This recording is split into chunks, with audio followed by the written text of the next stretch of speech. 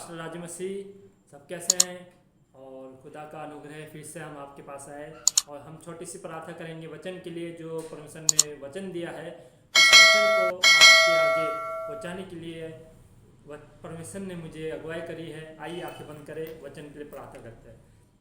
धन्यवाद करते प्रभु जी, हमारे परमेश्वर जो भी वचन दिया है आपने, इस वचन को प्रभु मैं अच्छी तरह प्रभु इन तक पहुंचा सकूं, एक्सप्लेन कर सकूं, ताकि ये वचन के द्वारा अगर ये भटक रहे हैं प्रभु, गलती कर रहे हैं, तो ये प्रभु गलती एक्सेप्ट कर सके और उसे छोड़ दे प्रभु, और उनकी आँखें खुल जाए प्रभु। हाँ प्रभु, आप हमारे पिता हो और प्रभु हमें अच्छी तरह गाइड करते हो प्रभु। अगर हम गलत करते हैं तो आप हमें समझाते हो, अगर हम तब भी नहीं मानते प्रभु तो आप हमें सजा देते हो। इसलिए जो भी ये पैगाम है, कलाम है, इससे प्रभु उनकी आँख खुल जाए। अगर ये गलत चल रहे हैं, भटक गए हैं प्रभु, तो अच्छी राह पे फिर से आ जाए प्रभु। हम घटे और आप बढ़े, मांगती यीशु मसीह के नाम से आमीन। मेरे अजीजों, आज का जो मेरा मैसेज है, विषय है दोष मत लगाओ। और मेरे साथ आप निकालेंगे मत्ती 7 बाब उसकी पहली आयत से पढ़ते हैं। उसमें भी हेडलाइन में क्या लिखा है? दूसरों पर दोष न लगाना। मेरे अजीजों, आज का पैगाम जो है परमेश्वर ने मुझे दिया है। कल मैं बैठा हुआ था, कल ही ये मुझे पैगाम मिल चुका है और कल ही मैंने तैयार कर लिया था और मैंने कहा प्रभु मैं कल इसे एक्सप्लेन करके लोगों को बताऊंगा कि परमेश्वर, जब हम वचन पढ़ते हैं, जब दूसरों पे हम दोष लगाते हैं तो वो दोष हम पे भी लगता है। कब लगता है? जब हम दूसरों पे दोष लगाते हैं। अगर हम किसी को आशीष देते हैं तो वो भी पलट के आशीष हम पे आती है।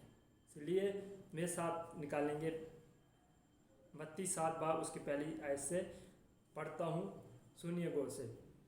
दोष मत लगाओ कि तुम पर भी दोष ना लगाया जाए, क्योंकि जिस प्रकार तुम दोष लगाते हो उसी प्रकार तुम पर भी दोष लगाया जाएगा। मेरे अजीजों, में साफ साफ लिखा है, यीशु मसीह साफ साफ कह रहे हैं, अगर हम दोष लगाते हैं तो क्या है, हम पर भी दोष लगाया जाता है। कैसे पर?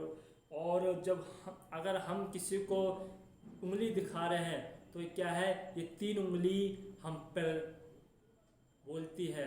अगर हम किसी पे दोष लगा रहे हैं ये उंगली से, तो क्या है, ये उंगली अगर उसकी तरफ है तो ये 3 हमारी तरफ है, और ये अंगूठा जो है परमेश्वर की तरफ जाता है, स्वर्ग के ऊपर जाता है। तो क्या है, हम उस पर भी उंगली उठा रहे हैं, दोष लगा रहे हैं, और क्या है, परमेश्वर पे भी दोष लगा रहे हैं। तो मेरे अजीजों, ये तो कहने की बात है, मगर ये उदाहरण के तौर पे मैं समझाया। मगर सीधी सी बात क्या है? सीधी सी बात ये है कि जो मेन चीज़ है, जो मेन मकसद है, क्या है, ये है दोष ना लगाया जाए। मेरे अजीजों, अगर आप भाई हो, अगर आप बहन हो, आप बच्चे हो, बुजुर्ग हो, कोई भी क्यों ना हो, आप ये पैगाम नहीं कहता कि हम किसी पे दोष लगाए।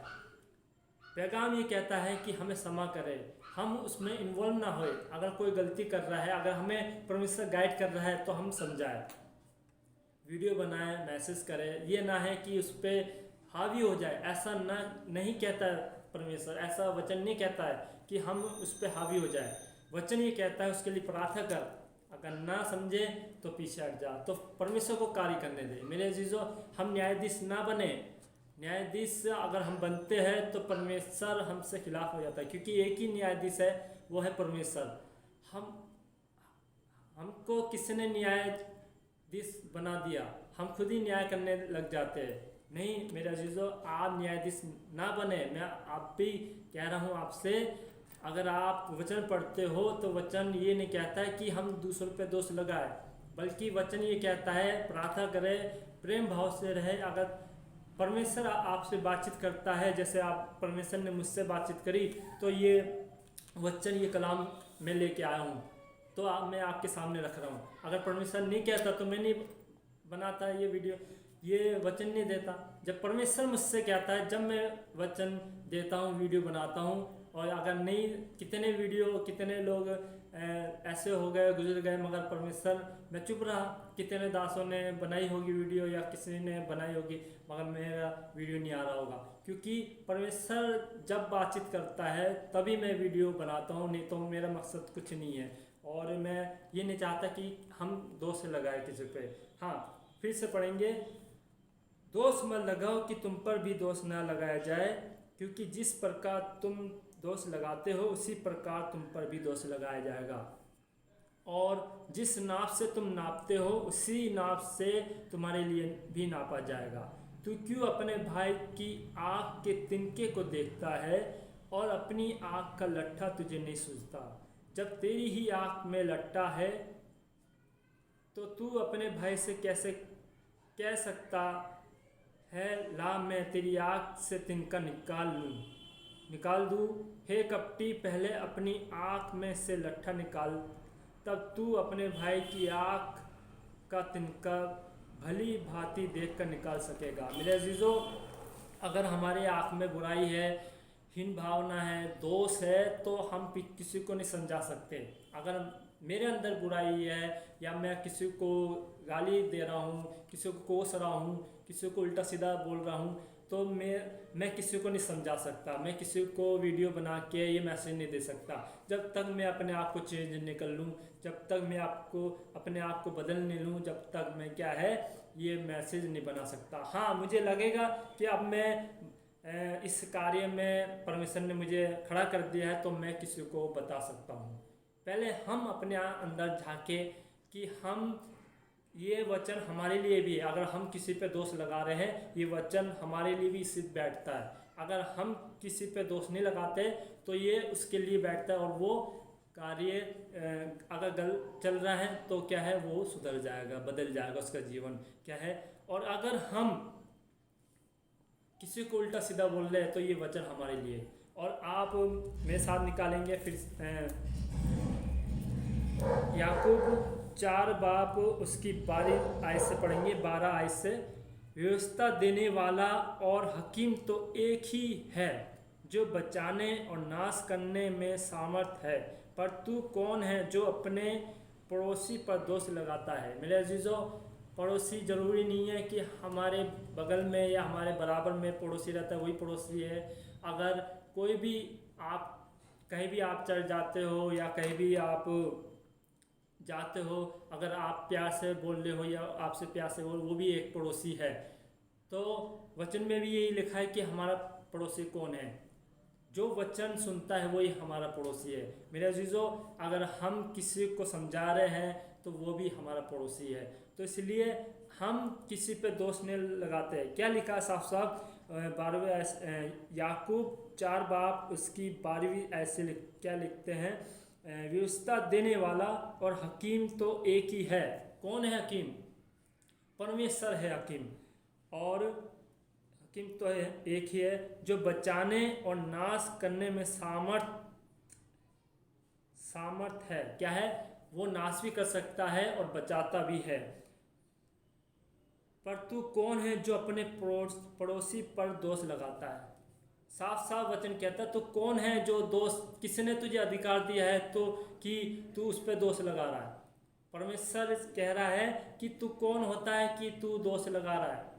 जब मैं उस पर उसकी गलती माफ़ कर सकता हूँ तो तेरी भी गलती माफ़ कर सकता हूँ। अगर मैं उसकी गलती उखाड़ सकता हूँ तो तेरी भी गलती उखाड़ सकता हूँ। तू कौन है? किसने न्यायाधीश बनाया?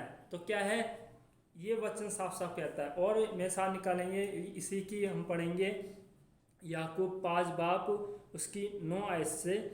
क्या लिखा है? हे भाइयों, एक दूसरे पर दोष ना लगाओ ताकि तुम दोषी ना ठहरो। देखो, हकीम द्वार पर खड़ा है।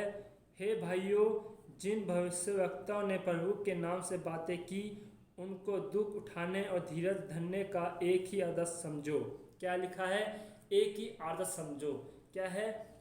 हम दोष बहुत जल्दी लगाते हैं, मगर क्या है, वचन अगर हम पढ़े मेरे अजीजों, वचन क्या कहता है? प्रेम सिखाता है। यीशु मसीह ने अपने चेलों को भी ये सिखाया, प्रेम करो। और हमको भी परमेश्वर ने सिखाया प्रेम करना है। तो इसलिए मेरे अजीज़ों, ये वचन क्या है? वचन कहता है प्रेम करना है, दूसरे पे दोष नहीं लगाना है। अगर आपने इस मैसेज से कुछ सीखा है, अगर आपके अंदर कुछ चेंजिंग आई है, मुझे विश्वास है अगर इसको आप फॉलो करोगे तो यकीन आपके जीवन बदलेगा। अगर आप गलत भटक गए हो तो यकीनन आप सही राह पे चलोगे। अगर एक कान से दूसरे कान से निकाल दोगे तो मैं गारंटी नहीं लेता, मगर परमेश्वर फिर आपका न्यायाधीश है। ये देख लो, हकीम द्वार पर खड़ा है, वो नाश और बचाने के लिए बना है। तो इसलिए मेरे अजीज़ों, इस वचन के पढ़े जाने में आशीर्वाद करते हैं। आइए आंखें बंद करें और प्रार्थना करते हैं। धन्यवाद करते प्रभु, आपने ये वचन दिया, लाला धन्यवाद करते हैं। मुझे उम्मीद है कि ये वचन उन तक पहुंच चुका है जहां आपने पहुंचाने के लिए मुझे तैयार किया था। और लाला धन्यवाद करता हूँ प्रभु, इस मैसेज को वहाँ तक पहुँचा जहाँ जिन्हों की आंखें बंद है प्रभु, इस वचन से उनकी आंखें खुल जाए। जो दूसरों पे दोष लगा रहे प्रभु, अब बंद हो जाए दूसरों पे दोष लगाना। हम घटे और आप बड़े, मांगते इस मसीह के नाम से, आमीन। गॉड ब्लेस यू, खुदा आपको आशीर्वाद।